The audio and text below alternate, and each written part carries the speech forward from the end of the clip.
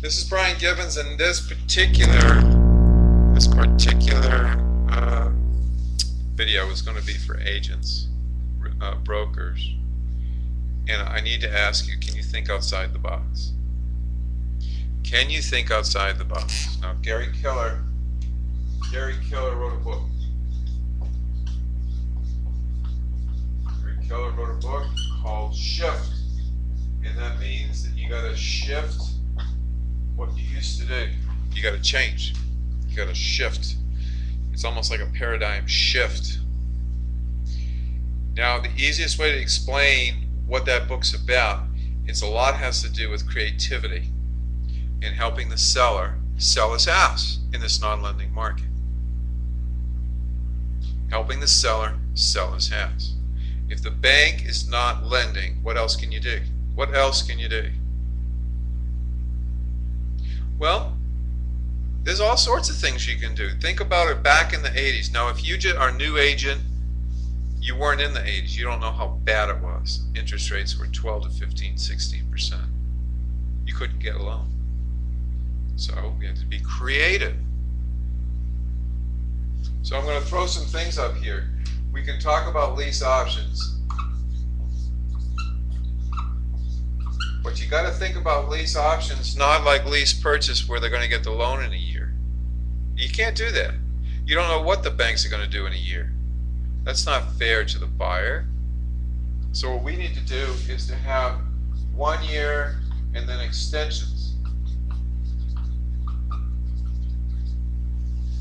Okay? And every year they keep redoing them, keep redoing them, keep redoing them, and see if their financing ability has increased. And you, if you're an agent, you want to be able to get the buyer to have at least maybe 5% down.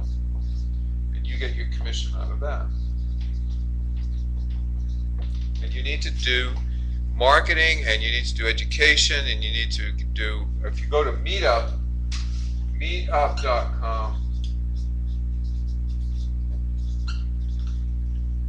you can put a whole page together about if you're trying to buy and you can't buy in this zip code, in this suburb, in this town, we can help you. Okay? So go to meetup.com and start a page saying that we help buyers get financing on rent to own. And if you're smart, you'll do it one other way. And it's called seller financing. And we had to do this in the 80s all the time. Gary Keller talks about it in chapter 10, seller financing. And right now, there's a lot of money on the sidelines in IRAs and 401ks, and they would love to participate in private notes. Now, if you don't know anything about private notes, let's look at this example. Now, I deal with very expensive homes, $1.5 to $3 million houses. And I help agents and brokers sell those houses. Okay? But there's some components to seller financing and private notes and selling those notes in the secondary market. Okay? This is how it works. I'm going to do a really inexpensive house. So if you're in a market that it's a very cheap house, you can do this. So let's say it appraises for $100,000, and we get a buyer to put $20,000 down.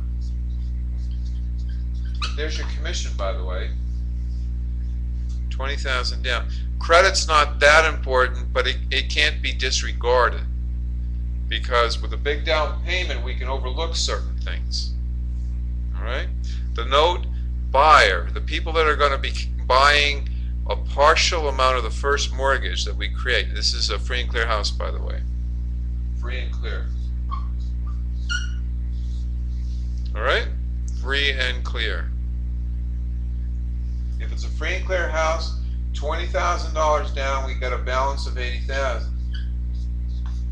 Now, what we're going to do in seller financing is we're going to create two small notes, a big note and a small note. Let's say we have a $70,000 first mortgage, and let's say we have a $10,000 second mortgage. This first mortgage is going to be higher interest, 8% or so, because the note buyer needs a good rate on that mortgage, and then we need 6 months seasoning.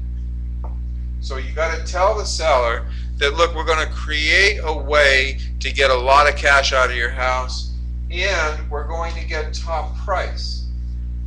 But you can't get everything in life.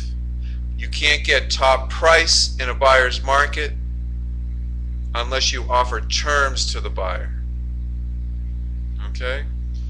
But after 6 months, what we can do is do a partial. So we're going to wait this period of time, 6 months, and then we're going to do, maybe we'll sell 5 years of this payment. Does that make sense? We're going to sell part of the note. It's called a partial. And we could easily get a good amount of this money. It really kind of depends on what the seller's needs are.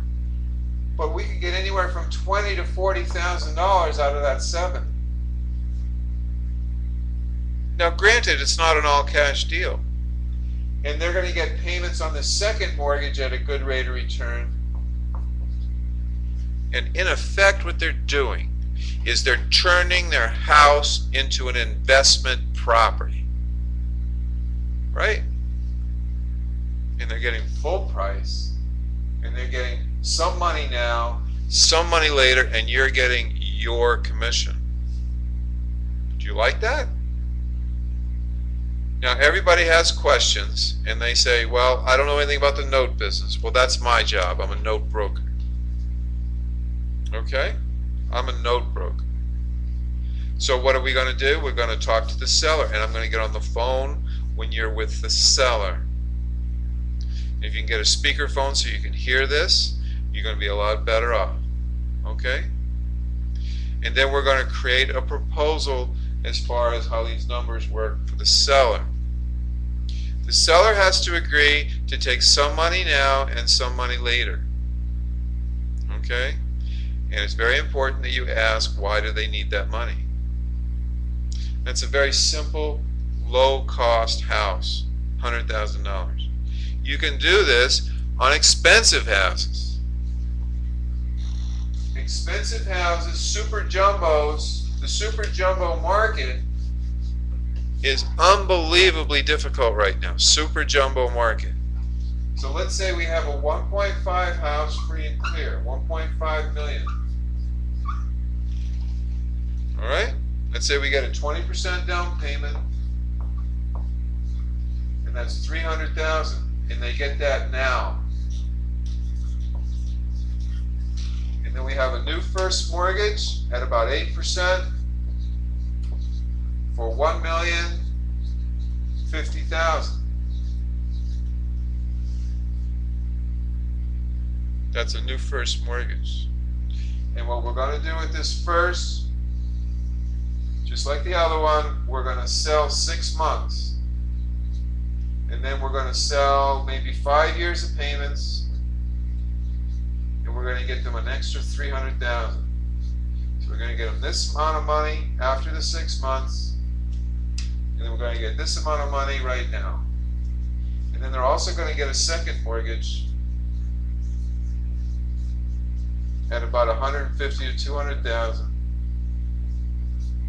Maybe, so they'll get cash on the second mortgage. In the note business, you can't sell the second. It's too much risk. But if we have a seasoning and we can get another $300,000 on the front end of that note, and we get $300,000 now, and you can get your commission out of that. Does that make sense? Do you want to do that? Do you like that? Being a note broker, you have to push the envelope as creativity and what the secondary market wants. We know how to do that. Your job is to open up the conversation and say, Mr. Seller, read chapter 10, Gary Keller's book, Shift. Chapter 10 is all about creative financing with wraps, with land contracts, with lease options, all sorts of different ways to make money in this non-lending market. So thank you very much. I appreciate your time. I'm about out of time. Bye for now.